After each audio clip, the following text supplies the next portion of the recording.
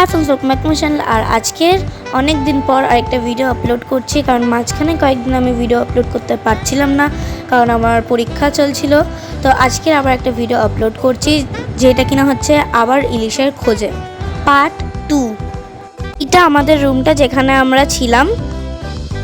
এবারে আমরা যে হোটেলটাতে ছিলাম সেটা ছিল হোটেল সাগরিকা। ওটা একটু এক্সপেন্সিভ ছিল কিন্তু ভালো ছিল। এর সামনেই বিরাট বড় নদী ছিল, খুব গ্রিনারি ছিল, জায়গাটা খুব সুন্দর ছিল।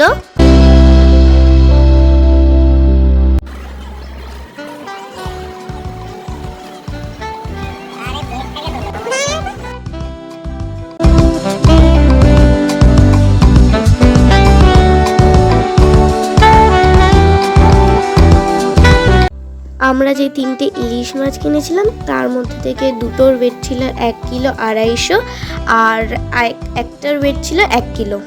আমরা 1500 টাকা কিলো করে কিনেছি, তবে মাছটা বেশ টাটকা আর ভালো ছিল।